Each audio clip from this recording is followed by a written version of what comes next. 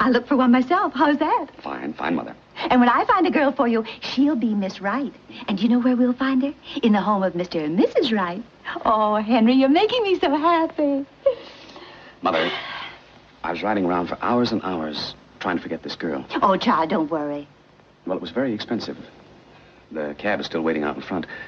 And the driver was so nice to me that I promised him... I know. Your heart's always bigger than your father's pocketbook. Look under your pillow. I put something there last night.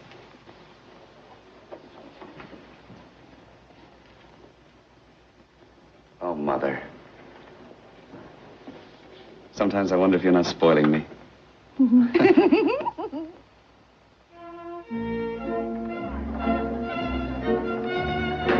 Here, dear. Well, thank you. This is a great occasion. You must be proud of your Albert. Yes, I think we have a pretty good son. And I hear the Strable family are... We couldn't ask anything better for our Albert. Oh, wonderful. Mr. and Mrs. Strable and Miss Strable.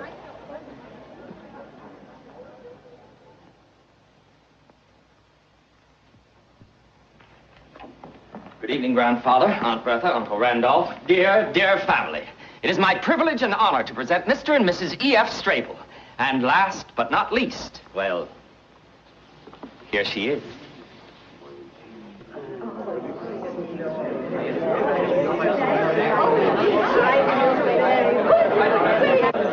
How do you do, madam? How do you do? I can't tell you how much I've been looking forward to the pleasure of meeting you. All my life, I wanted to see the wide open spaces. Well, if Muhammad can't go to the mountain must come to Muhammad. You're welcome, Mrs. Strable. Yes, we're pretty proud of Kansas. Naturally. And you, Mr. Strable, welcome to our family. Mr. Van Cleve, we people from the West don't talk much, but when we say something, we mean it. Thank you. Thank you for giving me the chance to meet the man who feeds the nation. I hope this will be the beginning of a lifelong friendship. May you lie as solidly anchored in our hearts as you do in our stomachs. And, Grandfather, this is Martha. So this is Martha, huh?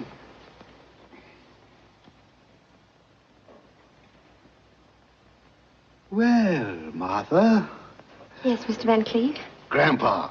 Yes, Grandpa. If I were about 50 years younger, I'd take you right away from that splendid young man you're going to marry and who's going to make you a wonderful husband. Kiss your grandpa.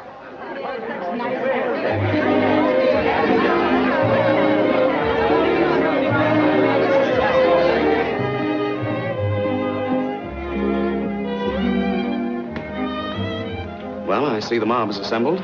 Yes, sir. Flogdale, is that... That's Mr. Strable. And that spreading chestnut tree under which Grandfather is standing? That's Mrs. Strable. And where's the lucky girl? Standing beside your Aunt Minetta with her back to us. She's just turning round. Charming young lady, if I may say so. Flogdale, I don't think I can stand this party. Get my hat and coat. But, sir... My hat and coat.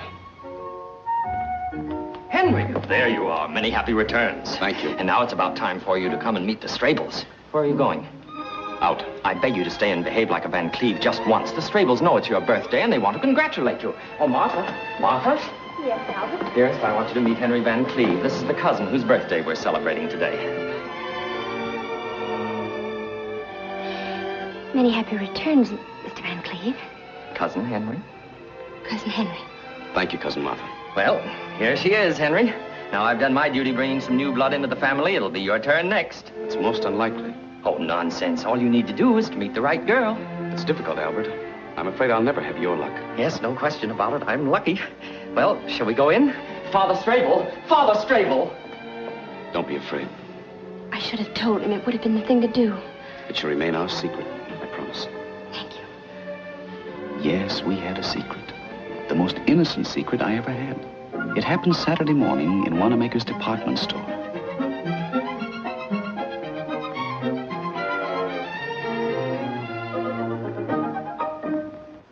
Hello, Mother. I'm at the hairdresser's. They're still doing my hair. Yes? Oh, yes. Just a moment and I'll ask them how long it'll be. Here was a girl lying to her mother. Naturally, that girl interested me at once. They say it'll take about 15 more minutes. I'll be home at the most in half an hour. Don't worry, Mother. Goodbye. was this angel lying to her mother? I had to find out, so I followed her. But even if she hadn't lied to her mother, I would have followed her anyway.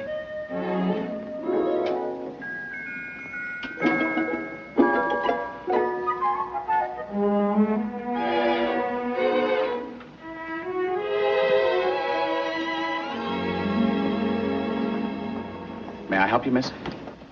Thank you. I would like to see you. Are there no women clerks? Unfortunately not. But it might make you feel a little easier if I tell you that I'm the one usually chosen by the management to handle the more delicate situations. As a matter of fact, they call me the bookworm's little mother. Well, it's, maybe I better come back some other time. Please, miss. My employer is watching, and if he sees me losing a customer, it might cost me my job. Oh, I'm so sorry. Naturally, I wouldn't like to deprive you of your livelihood. Oh, thank you, thank you. Thank you again and again. Well, the title of the book is, Yes? I saw it in the corner of the second window.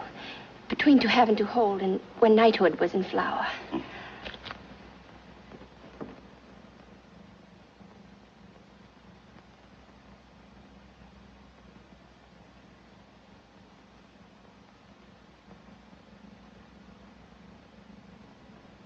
There you are. I probably should apologize. I imagine I should have called you madam. No, it's still Miss. But not for long, I presume. That's quite right. How much is the book? Oh, we would be only too glad to charge it if you would be kind enough to give me your name and address. Thank you, but I'd rather pay. How much? It's very expensive. Oh, that's all right. Now, this is against the interests of Mr. Brentano. But since I am, so to speak, your literary confessor, I must be honest with you. Don't buy this book. You don't need it. I'll tell you something much more appropriate for you. Leave your nest and fly away with me. Well, I might buy that book, too. Well, we don't have it in stock right now, but I'd love to discuss the idea with you. And if you like it... I'm afraid I haven't much time. So please, will you tell me how much is How to Make Your Husband Happy? Look at her. Dr. Blossom Franklin. Now, where could a woman like that have found out how to make her husband happy? You certainly don't want to learn anything from her. You're so charming, so young, and so beautiful. I beg your pardon. You shouldn't say such things. You see, miss, when selling literature, one gets poetic. And you must forgive me if I take poetic license once in a while. I'd rather not discuss it any further, and if you don't mind, I'd like to buy this book. I do mind. Now, imagine I'm the man you're going to marry. I couldn't imagine any such thing. Well, what's the matter with me? You think I'm that terrible? Please, I just came in here to buy a book, that's all. I understand. But for the sake of discussion, let's say we are getting married. Believe me, I don't want anybody to tell you how to make me happy.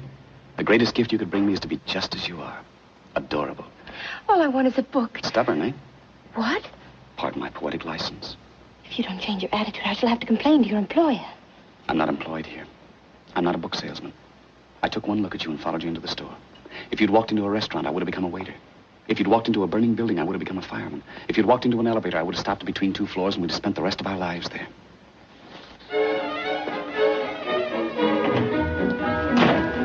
Please forgive me, but you can't walk out of my life like that. I think your behavior's outrageous. It's mad. I must insist that you leave me at once. Never, never. Man annoying you, miss? If he is, just say so. I'll take care of him. Am I annoying you? Tell the officer. No, the gentleman was just saying goodbye. Well, goodbye. Goodbye. This was our terrible secret.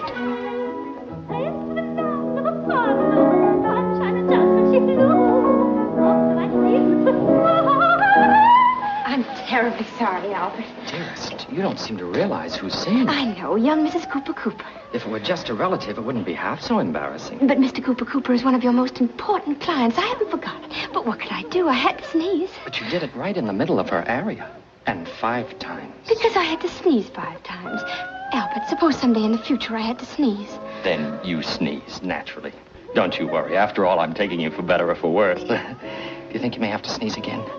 I don't know. I can't guarantee it. Well, then let's not take any chances. Why don't you go in the library and rest a while and see how things develop? Make yourself comfortable. Read a book. I think I'd better go back for the encore. Yes, dear.